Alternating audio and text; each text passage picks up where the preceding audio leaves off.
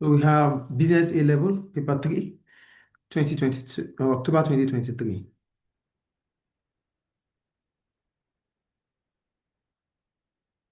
Now, the first question 1A. It says using extract B, calculate to two decimal places the return on capital employed. For return on capital employed, the formula is always operating profit divided by capital employed. And how do you get your capital employed? Your capital employed is non-current liabilities plus total equity. Are you with me? Yeah. So based on the extract, we have the extract here. I'll just go down to the extract. So for the extract, we have our operating profit. The operating profit, we have our the formula for ROCE.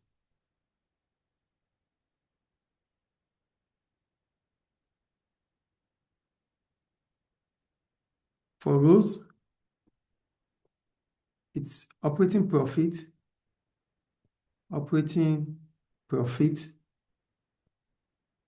divided by capital employed, divided by capital employed, yes, multiplied by 100. This is how we calculate operating profit.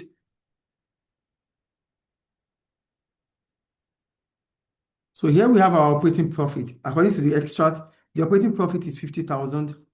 Operating profit is 50,000, 50,865.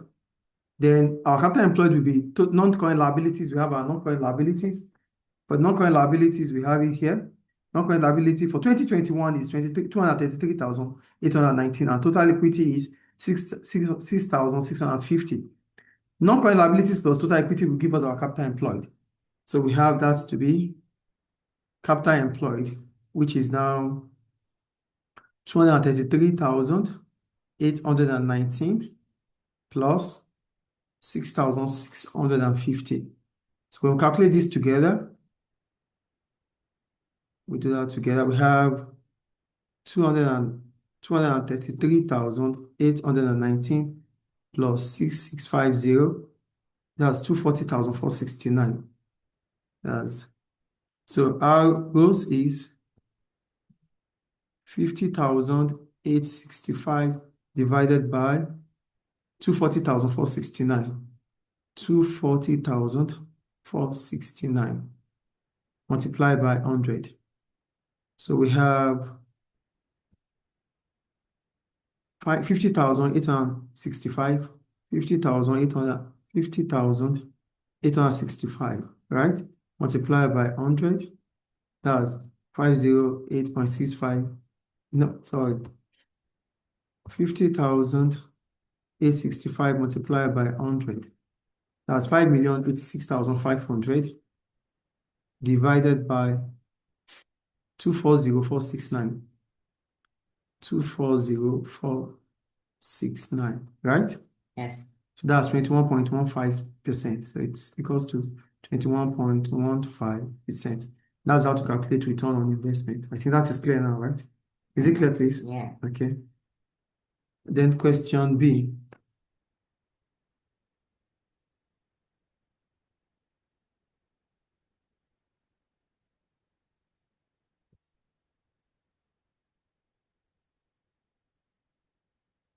For question B, it said using extract C, calculate to two decimal places the net present value for 5 guys from investing in a new milkshake machine over 5 years. You are advised to show your working. For net present value, it is always total discounted value minus initial cost. So we have our total discounted value here. For NPV, I'm going to write the formula anyway. NPV is total discounted value. Where's the other case study? Where's the other case study? Yeah. Okay. So for NPV, it is total discounted value minus initial cost. This is the initial cost. So that's how you get your net present value. Do you get that? Total discounted cash value minus initial cost. So that's how we get it. So our NPV now, NPV. I think you got what I'm saying here, right? Yeah. Okay. So NPV equals total discounted value, total discounted cash value, discounted cash value or cash flow minus initial cost, So our NPV will be total discounted cash flow. How much is it? We calculate it together. We have the first one is 4,760. 4,760 plus 4,530, right? Yeah. Plus 400. 4,315 plus 4,110 plus 3920. 3920. So that's our discounted cash flow. Do you get the discounted cash flow here? 21635. So we have that's 21,635. 21,635 minus initial cost. The initial cost is how much? 10,000 minus 10,000.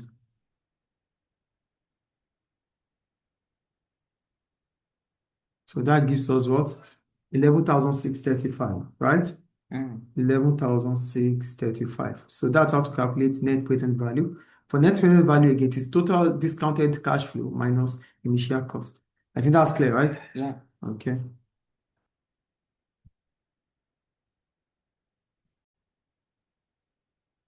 So we have question 2. Question 1C, right? Yes. Discuss the impact on its human resources. Yeah. Now, go back to the case study. Before we go into the case study, when we talk about human resources, we're simply talking about the unit of the workforce that is saddled with the responsibility of making plans for the organization.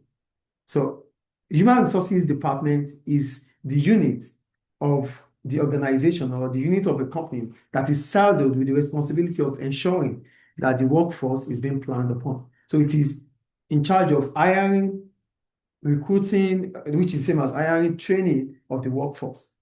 That is the human resources department. You get the point here. So now going back to the extract. Look at what I wrote.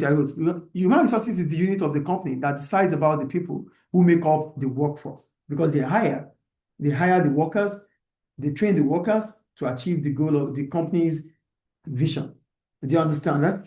So according to the extract, Five Guys is organized differently from other fast food burger outlets, and this may have the following impact on human resources. Five Guys are different. The way the setup, the structure is different from those of other food outlets. Yes or no, according to the extract. So here, that is what the extract is saying. So what does this imply when it comes to human resources? Because human resources is a department that is saddled with the responsibility of employing workers for Five Guys. Yes or no? So employees have to be trained, because Five Guys is being structured in a way that is different from other fast food. So it simply means the first thing is that employees have to be trained to judge the readiness of the food instead of relying on time. Yeah, according to the extract here. The fresh ingredients. Yes, they said Five Guys is organized differently from other fast food burgers outlets. You will not find a freezer in any Five Guys restaurant because everything is cooked from fresh ingredients. Food is prepared every day for maximum freshness, including hand cutting the potatoes. Employees do the cooking without timers and are trained to judge the food readiness by sight, aroma, and texture. So which simply means employees have to be trained to judge the readiness of the food instead of relying on timers. So, like I told you earlier, one of the functions or the role of the human resources department is to train employees after employing them. Yeah. So that simply means employees have to be trained. That's the first impact there. Do you get the point or not? 2, this may result into Five Guys having to spend more money on training. It's training its employees to be able to cook the food correctly. There's no time, you are not relying on technology. You are relying on your know-how, the aroma, the texture. That means your skills is needed here. Your skills are needed here. Sure. Is it making sense, please? So this may result in Five Guys spending more because it has to train its employees. Training your employees means you have to spend more on training so that they can understand how to cook the food correctly. That's the second point there. Are you with me, please? I'm good. So due to many combinations of burgers, hot dogs, sandwiches, and milkshakes, this will require employees to be able to request.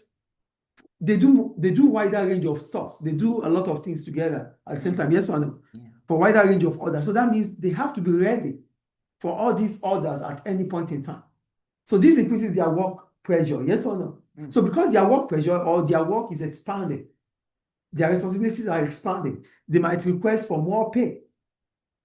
Yes or no? Yeah. So this may in turn allow employees to ask for more wages, which may lead to higher labor costs and reduce the profitability of Five Guys. Do you see how it's working now? So that's the next point.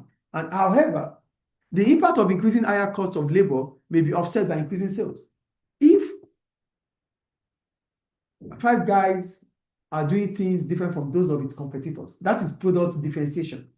And as a result of that, that might increase its customer base.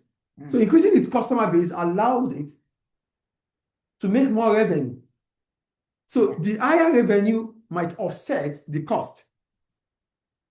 Does it make sense here or not, please? Yeah, makes sense.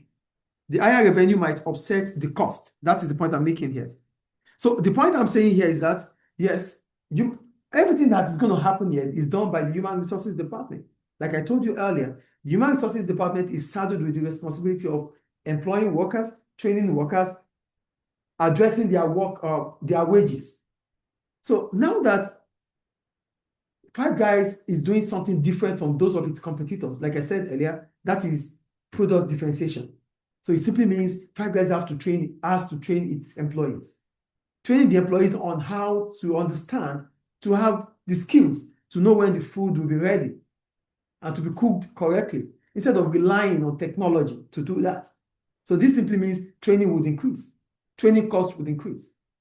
But however, the training cost might be offset by increasing revenue, because Five Guys is doing what others are not doing. And that might give Five Guys a competitive advantage over its competitors. So more revenue might offset the high cost, allowing Five Guys to make more profits. And that is what I wrote here. However, the impact of increasing higher cost of labor may be offset by increasing sales. Yeah, which means they're making a loss. So they will be making profits instead of making a loss. Do you get it now? So what they needed from you is, they want you to evaluate. Where's the question again? They said they want you to discuss the impact of Five Guys being different from other fast food restaurants on Human Resources Department. So what you have to talk about, it's all about what the Human Resources Department does. Employing workers, training workers, paying the wages of workers. So that is all I've written here. Do you understand the impact of human resources now? Any question about that?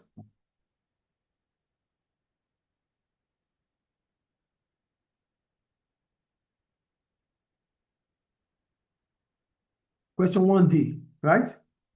Yes. Because it's a 12 marker, so 4 points is enough. Question 1D.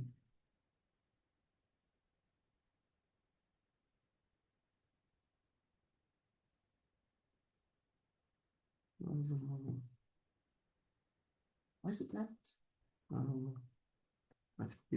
Okay, it's better this way, right? Question 1D now, right? Okay.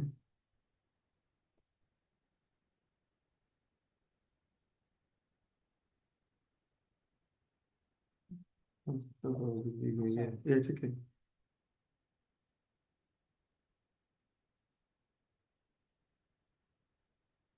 Okay. So for question 1D, they said, assess the likely effectiveness of for Five Guys of using financial rewards to reduce labor turnover. There's labor turnover, which simply means workers are leaving the organization. High labor turnover means a lot of workers are leaving the industry, right? Yeah. So now, Five Guys is trying to use financial rewards. So what you are supposed to talk about the effectiveness of using financial reward for Five Guys to reduce high labor turnover that is rampant in that industry. So first, what is financial reward? Financial reward simply means monetary way of motivating workers. That is financial reward. Yes or no? So yeah, I would. Financial rewards include the use of commission, bonuses, PRP, performance-related pay, and piecework to encourage employees. That is what financial reward is. So you get a mark for that by defining financial rewards. That's 2 marks for you. Are you with me?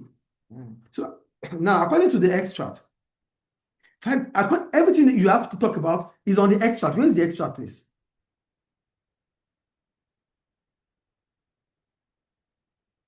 Is this when they talk about financial reward? No. Oh, that's the medicine. Okay. So according to the extract, look at here. According to the extract, Five Guys rewards its best 200 performing restaurants every week with between $900 to $1,300 when visited by mystery shopper. It's here. You're not writing anything from your mind here. You are assessing it. So you have to assess it with the extract. So according to the extract, Five Guys rewards its best 200 performing restaurants every week with between $900 to $1,300 when visited by mystery shopper. That's the first point there. Making 4 points, you've gotten 4 marks there. The money is shared amongst the people working when they were mystery shopped. It's stated there. No, I'm not writing anything out of my mind here. I'm writing what is extracting from the case study. Yeah. So the money is shared amongst people working when they were mystery shopped, according to the extract. Now, according to Frederick Taylor, because Frederick Taylor talks about financial reward, yes or no? Now, I'm talking about from my mind now. Frederick Taylor, it says money is a source of motivation for workers, yes or no? Yeah. So according to Frederick Taylor, money is a sort of motivation, which means the reward may become an incentive for them to always put much effort at work as it is rewarding. So the reward according to Frederick Taylor, if workers feel rewarded whenever money is involved, so that they put more effort. There's always increasing productivity when workers are rewarded financially. So that is the only point I'm talking from the mind right now. Financial reward, yes, I talked about financial reward. I'm defining financial reward, which simply means monetary way of motivating workers, which could be bonuses, performance-related pay, piece rate, commission. These are examples of financial reward. Yes or no? Then I made the first point, which is stated here. The second point was stated there. Now I'm backing it up with Frederick Taylor, who says money is a sort of motivation for workers. I think the point is clear. So the fast food industry is well known for high labor turnover, according to the extracts. So this strategy may help to reduce the number of employees that wants to leave Five Guys due to rewards. So Five Guys employees might as well stay with Five Guys because it is rewarding to work with Five Guys based on the rewards they get. Yeah. Is it not clear? Now, however, like I used to tell you, the total cost of providing the financial bonuses at the 200 restaurants could be high that it cannot be sustainable for a long period of time because it has to spend a lot of money week in, week out. Also, there's a problem with monitoring. Yes, that's another point. But you didn't say it. Yeah, but I didn't have time for it. There's not always going to be time. So you have to know how to manage your time. Time is of essence. So the second point here is that there are other ways to, yes, monitoring it. But for the mystery shopper, they are part of their employees, but you don't know them. They come in a disguise of like customers. Also, I don't know if this is a problem or not, but some employees might know. No, might. You won't, because whoever is coming to you are those, they know them. The mystery shopper knows the employees. I guess I don't know the industry. Yeah, so for mystery shoppers, they are unknown people that would come in disguise of the customer. So whichever restaurant they are going to, they know that those employees in that restaurant do not know them, doesn't know them. Do you understand the point here? So that's not the point. So the total cost of providing the financial bonuses might be too high that it cannot be sustainable. That's the first point there. 2, there are other ways to improve staff retention instead of rewarding them financially. You can, there's what we call empowerment. You can empower them. You can consult some firms, some experts on how to deal with staff retention. You get the point here? And the last thing I wrote is that's a summary. So in summary, also there's another point you could talk about. Not all employees are triggered with financial reward. Not all employees are interested in financial reward. Not everybody wants financial reward. Some want non-financial rewards. Some interested in the environment of the work. That is non-financial. So which simply means it might not still be effective for some of the employees. That's another point you could make to counter the financial reward. So in summary, a combination of both financial reward and non-financial reward could be more effective. So that's how you answer the question and you get your 12 marks. Is it clear? Any question about that? No. So that's about our financial rewards. So,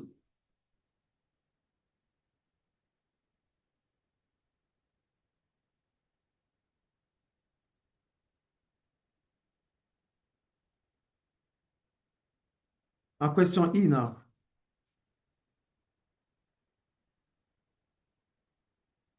Are you there? Yeah.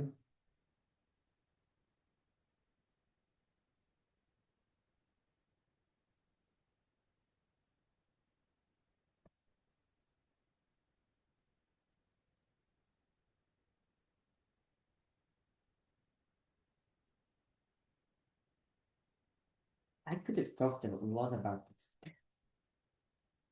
These questions are cheap questions, you know.